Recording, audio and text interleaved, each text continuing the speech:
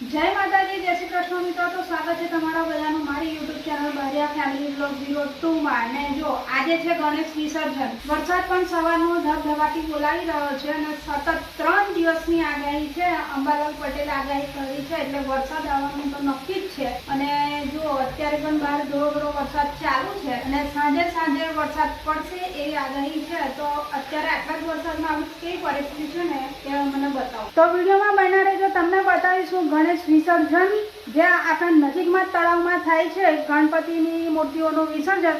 તો તમને એ પણ બતાવીશ, મંદિરના ગણપતિનું વિસર્જન કરશો તો એ પણ બતાવીશ। તો કન્ટિન્યુ રહેજો વિડીયોમાં।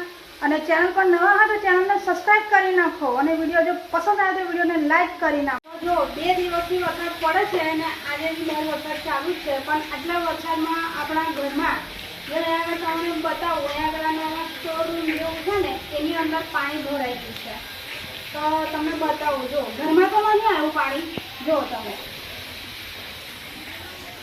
આપણા ઘરમાં પાણી નહીં આવ્યું એટલે ચિંતા કરવાની જરૂર નહીં। પણ આ જે અંડર સ્ટોર રૂમ જેવું છે ને, અંદર સ્ટોર રૂમ છે ને એ નીચાણવાળું ઘર છે। તો આજુબાજુ પાણી જમણ થઈ અને અંદર પાણી આવી ગયું છે। તો તમને બતાવું છે, આવી જાઓ।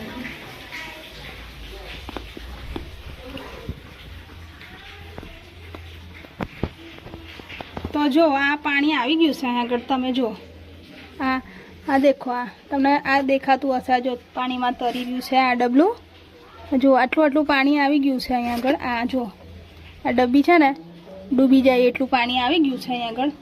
પણ આપણે ઠેઠ પેલી બાજુ સુધી જો પેલા બધું પલળી ગયું છે। આ સિમેન્ટ છે, આમાં કોથળીઓ છે, એ બધું પલળી ગયું છે। પણ આ જુઓ, આ ટીપાઈ છે ને, આ ટીપાઈની ઉપર આપણે આ ગોદરા મૂકેલા છે ને આ બીજા થોડાક કોથળીઓમાં બીજા કપડાં મૂકેલા છે જે નથી કામના। તો જો અહીંયા આગળ એટલું પાણી આવી ગયું છે, આટલું।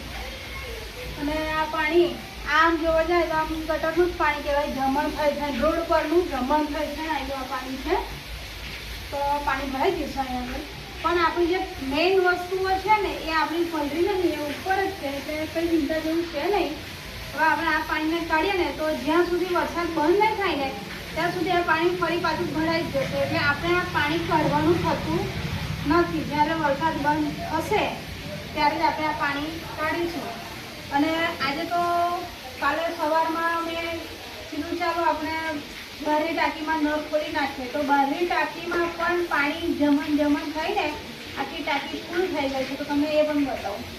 જો બહારની ટાંકીનું પણ તમે પાણી બતાવી દઉં। જ્યારે આપણે સવારે નળ ચાલુ કરવા માટે આવ્યો ને તો ટાંકી તો ફૂલ જ હતી, નળ બંધ હતો ત્યારે ટાંકી ફૂલ થઈ ગઈ। જમીને પાણી અંદર જમીને આખી ટાંકી ફૂલ થઈ ગઈ। તમે બતાવું છો,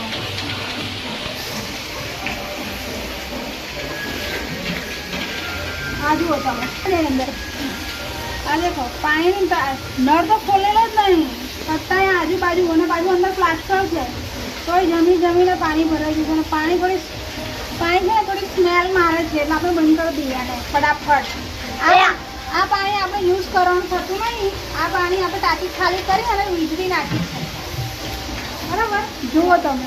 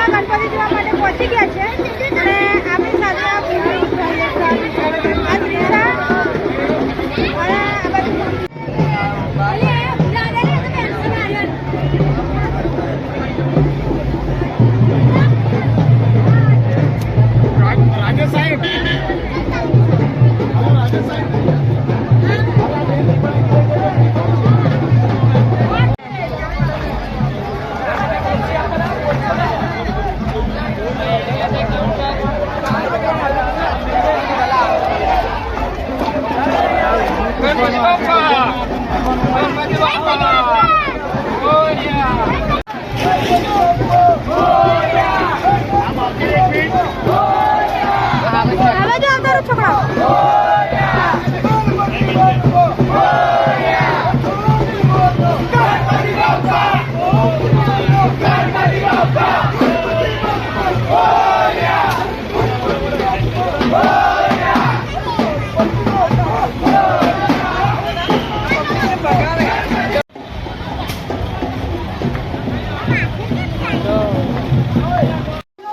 મંદિરે ગણપતિનું આજે વિસર્જન છે તો વિસર્જનમાં આજે મહારાજે 56 ભોગ રાખેલો છે. તો આપણા ઘરે 2 પડિયા આપેલા તો આપણે જો 56 ભોગ માટે પ્રસાદી લઈ લીધી છે. એકમાં આપણે ભાખરવડી લીધી છે અને એકમાં સેવ છે અને આ જે છે એ સંગીતાબેનના તઈનો પ્રસાદ છે. તો આ પ્રસાદી આપણે આપવા જવાની છે. બધી પ્રસાદી આપણે મંદિરે આપવા જવાની છે. તો બના રહેજો બધું.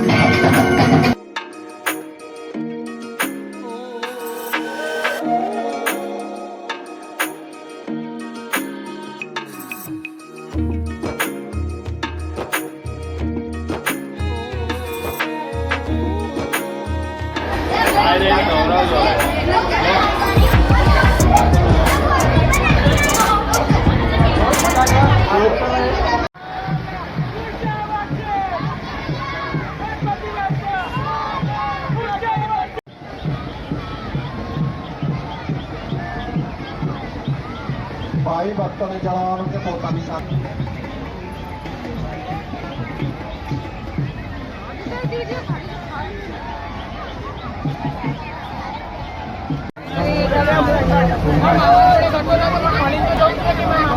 Gracias.